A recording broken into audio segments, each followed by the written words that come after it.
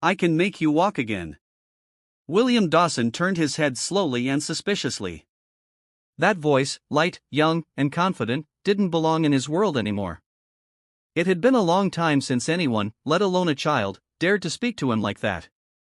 He sat motionless in his wheelchair beneath the drooping branches of a sycamore in Whitmore Park. Every day around this time, he came, his quiet ritual, watching joggers pass, children shout in the distance, pigeons peck at breadcrumbs. The world moved. He did not. But now this girl, 10 maybe 11, brown skin, hair in springy curls pulled back with a red band, sweatshirt too large for her frame, sneakers worn down to almost nothing. And that look, sharp, focused, completely devoid of the pity he'd grown so sick of. I said, she repeated, I can make you walk again. Dawson narrowed his eyes. Is that right? She didn't flinch. Yeah, not with some miracle, but with something you gave up on. He gave a bitter smile. Hope? Exactly. He laughed, short, dry. And what would a little girl know about hope? About losing everything? She stepped closer, one hand tucked into the front pocket of her hoodie. More than you think. I was in a car accident, too. 2 years ago, my spine was injured. Doctors told me I might never walk properly again. His smile faded. She reached down and lifted the hem of her jeans slightly. A jagged scar ran across her shin. They said I'd need braces forever, that I might never run again. I cried a lot, but I stood up. Every single time. He looked at her feet. She was standing, not trembling, not struggling. I don't want your story, he said. Well, you're in it, she said simply. And I'm in yours. He blinked. Who the hell are you? My name's Maya, she said. My sister was your nurse. His jaw tightened. She worked with you after the second surgery. Her name was Amara. She told me how hard those days were for you. Ah, Amara, he echoed slowly. You're her sister. She said you were angry. Not just at the pain, at everything, but mostly yourself. He looked away. She told me you fired her after the third fall, Maya continued. When you couldn't lift yourself in therapy, you lashed out, blamed her. I don't remember, Dawson muttered. Though he did, every second of that day, the cold tiles, the helplessness, the sound of his own voice screaming at someone who only tried to help. She didn't hold it against you, Maya added. But she never forgot the look in your eyes, like you didn't believe anyone could reach you. Silence stretched. The wind blew softly through the park trees. A couple walked past with a golden retriever, laughing. Life went on. She told me you used to be brilliant, Maya said, kind, before you started punishing yourself for surviving. I don't need a lecture. You need something. He turned to her slowly. Why are you here? Because I believe you're still in there. The man who built things, changed lives, not this ghost sitting in a chair. I can't feel my legs. That doesn't mean they're the only part of you that stopped moving. For the first time, his face changed, softened. Maya stepped closer, lowered her voice. I'm not a doctor. I'm not a therapist. But I know what it feels like to look at your legs and think they betrayed you. I know what it's like to scream into your pillow and wonder why you're the one still breathing. He swallowed hard. She pulled something from her hoodie pocket, a small photo, worn and creased. It was Maya in a hospital bed giving a thumbs up, a brace on her leg. Amara took this the day I stood for the first time. She told me, courage doesn't come before the first step. It comes after the fall. Dawson stared at the picture. Then at her. You think you can fix me? No, Maya said, but I think you can. And with that, she placed the photo on the armrest of his wheelchair. I'll be here tomorrow, she said, turning to go. Whether you believe me or not, she took a few steps and stopped. You may not remember how to walk, but you might remember how to believe. And then she was gone. Dawson remained still. The photo sitting against his hand. He looked down at it, and for the first time in 3 years, something inside him stirred. Not pain, not grief, possibility. If this story moved you, we'd love to know. Comment below and tell us where in the world you're watching from. And if you believe in the power of hope, healing, and second chances, give this video a like and don't forget to subscribe for more stories that remind us, no matter how broken we feel, something beautiful can still grow. BUP stories. Dawson didn't return to the park the next day. He told himself it was the weather. The sky was overcast, threatening rain. His driver had a flat tire. His breakfast was late. But none of those were the real reason. The real reason sat quietly on the mantel in his study. The photo Maya had given him now propped between a dusty glass paperweight and a framed photo of his late wife Ellen. He had meant to throw it out, but somehow he didn't.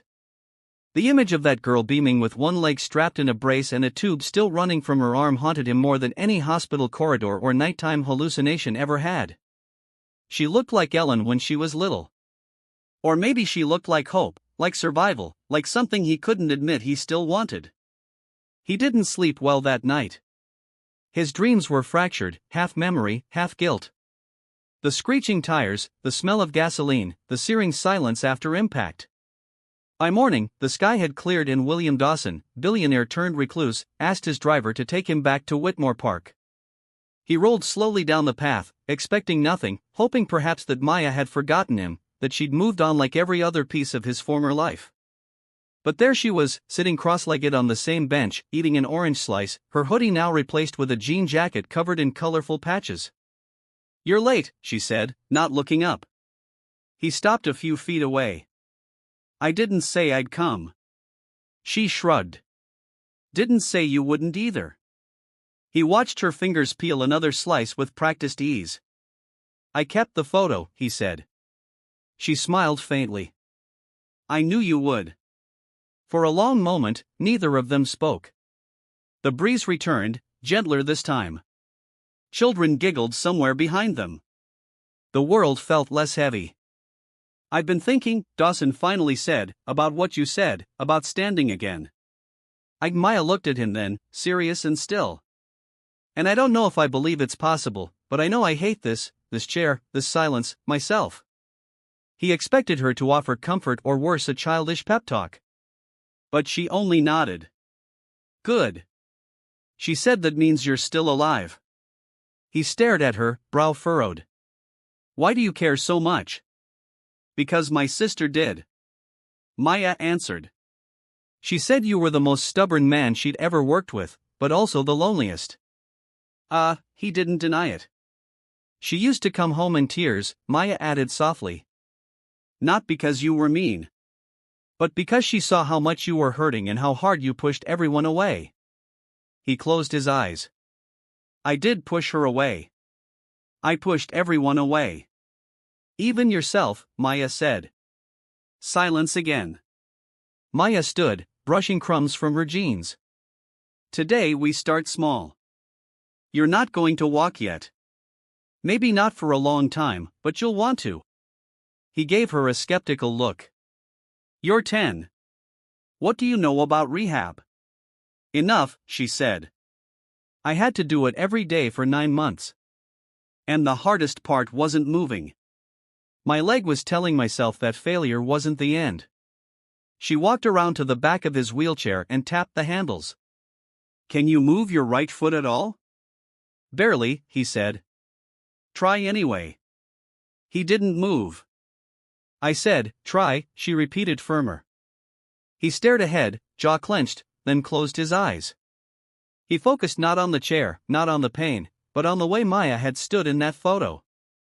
Her smile, her brace, something twitched in his calf, a flutter, nothing more. His eyes snapped open. "I think I saw it," Maya said, grinning. "That's it. That's the first tremor." He breathed out shakily. "It's so small." "Doesn't matter," she said. "One muscle remembers. The rest will follow." Dawson leaned back, stunned. "You're really not like other kids." "I get that a lot," Maya said with a smirk. Then she pulled out a small notepad and pen. "Homework. Every morning before breakfast, I want you to try moving that foot. 5 minutes looked strangely bare without it, but not empty. Clean, quiet, ready. When Maya came over that afternoon, she noticed the absence immediately. "You did it," she said. "I did. How do you feel?" "Like I finally walked out of a room I didn't know I was still standing in." Maya nodded. "I think that's what closure is." They sat together on the back porch, the sky wide and blue above them. She was working on a new set of illustrations, drawings based on his journal entries. She called them the steps between, a series of ink sketches that showed not just his progress, but the stillness between each decision. She turned her sketchbook toward him. "This one's from the day at the gym." It was a drawing of Dawson lying on the mat, eyes to the ceiling, Maya beside him. The quote beneath it read, "Sometimes the floor is the first miracle." He smiled. "You should publish these maybe." She shrugged. "Or maybe they're just ours." A few minutes later, his phone buzzed. A text from Amara.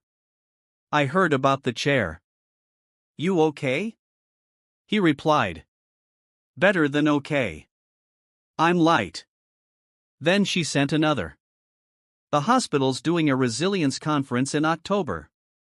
They're looking for speakers. Would you consider it?" He stared at the screen, heart pacing. He didn't answer immediately. Maya noticed his hesitation. "What is it?" He handed her the phone. She read, then looked up. "You have to. It's different than the library. This is professionals, patients, doctors, all people who need what you have," she said. He looked out at the yard, the wind rustling the leaves, his mind replaying each step he had taken since that first moment Maya said, "I can make you walk again." He nodded slowly. "Then yes, I'll do it." A week later, preparations began. Amara helped him organize his notes. Maya designed slides. Curtis from the gym filmed his short testimonial.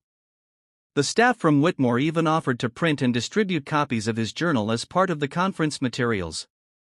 Dawson didn't rehearse his speech in front of a mirror. He walked it. Every evening, he paced slowly through the living room, speaking the lines out loud, not memorizing, but embodying them. Maya would sit nearby, scribbling in her notebook, occasionally interrupting with, "Try that part slower." Or, "Emphasize that word. It matters." One night after a particularly emotional run-through, she said softly, "You know what you're doing, right?" "What?" "You're not just telling your story, you're teaching us how to live after." He was quiet for a moment. "I hope so." As the day of the conference approached, Dawson felt something he hadn't felt in years, anticipation, not fear, not dread, but the feeling of standing at the edge of something meaningful. He wasn't just walking into a room anymore. He was walking into purpose. The night before the event, Maya handed him a small box wrapped in craft paper. "Open it after your speech," she said. "What is it?" "A bookmark for the next chapter." He smiled, touched her shoulder, and said, "Whatever's next, you'll be part of it."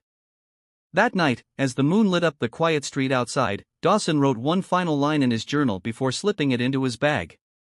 "I gave away the chair today, not out of rejection, but recognition. It wasn't a prison. It was a passage. And now I walk forward with memory, with voice, with light." Then he closed the cover, turned off the light, and slept soundly for the first time in years. The conference hall buzzed with low conversation, footsteps, and the occasional scrape of chairs being adjusted. The floor-to-ceiling windows let in soft autumn light, casting long beams across rows of physicians, therapists, survivors, and families. On stage was a simple podium and a large screen with the event's title projected in bold, "Resilience, the Science and Spirit of Recovery." William Dawson stood backstage dressed in a charcoal blazer and crisp white shirt. His hands weren't shaking, not because he was fearless, but because he had made peace with fear. He had carried heavier things than nerves. Regret, silence. Now he carried only truth. Amara stood beside him, tablet in hand, headset around her neck. She looked over and gave him a firm nod. "You ready?" "As I'll ever be." Maya stood behind the curtain, peeking at the crowd. She turned back, beaming. They're going to love you. I'm not here to be loved, Dawson replied. I'm here to remind them what's possible. The MC took the stage and introduced him. Our next speaker is not just a former CEO or author, but someone who walked through the darkest corridors of grief and silence and chose to return. Please welcome Mr. William Dawson. Applause echoed softly, then faded into an expectant hush. Dawson stepped into the light. His gait was slow, purposeful, cane in hand. Every step made a sound on the wood floor, a quiet testament. When he reached the podium, he looked out over the crowd, many of whom were healthcare workers who had witnessed more brokenness than most could imagine. He began without notes. My name is William Dawson, he said. And for a long time, I believed I had nothing left to say. A beat of silence. I was a man defined by success, corporate, financial, structural. But none of those helped me when my wife died in a car accident. And I survived in a body that stopped believing in itself. I stopped walking. I stopped leading. I stopped trying. He let the words hang in the room. Heavy and honest. I didn't lose my legs. I lost my will. But that kind of loss doesn't show up on X-rays. That kind of injury hides in routines, in quiet homes, in the polite distance people give you when they don't know how to reach in. He paused, letting the truth settle. I sat in a wheelchair for 3 years, not because I had to, but because I couldn't remember who I was without it. I pushed everyone away, colleagues, friends, even a young nurse who tried to help me stand. Her name was Amara. She's here today. Gasps and heads turned. Amara smiled, eyes damp but proud. And then, he continued, a girl named Maya sat beside me on a bench one day, 10 years old, curly hair, big voice. She looked at me and said, I can make you walk again. I didn't believe her, but she believed in me enough for the both of us. He smiled softly at Maya, who sat in the second row, wide-eyed, clutching her sketchpad. She didn't hand me a treatment plan. She handed me my own story. She reminded me that healing isn't always clinical. Sometimes it's relational, emotional, spiritual. He turned slightly to the audience. You're all here today because you believe in healing. You study it, facilitate it, witness it. But I want to ask, when was the last time you felt it for yourself? Murmurs rippled through the crowd. People shifted in their seats. Healing isn't a destination. It's a choice. Every day to forgive yourself, to show up again, to walk even if it's one step, even if it's trembling, to speak even if your voice breaks. He paused, drawing a deep breath. Today I walk not just because of therapy, but because someone saw through the chair and reminded me I was still here. I am not the man I was, but I am the man who got back up. Applause began, not thunderous, but genuine, strong. A standing wave that started slowly and rose across the room. He nodded in gratitude. Thank you for doing the work. For helping people return. Sometimes all someone needs is not a cure, but a companion who won't flinch when the story gets hard. He stepped away from the podium. Maya met him at the bottom of the stage, eyes shimmering. You did it, she whispered. We did it, he said. Backstage, Amara wrapped him in a hug. You just reminded a room full of doctors why they started. That evening, after the crowd dispersed, Dawson sat on a bench outside the building, watching leaves tumble across the pavement.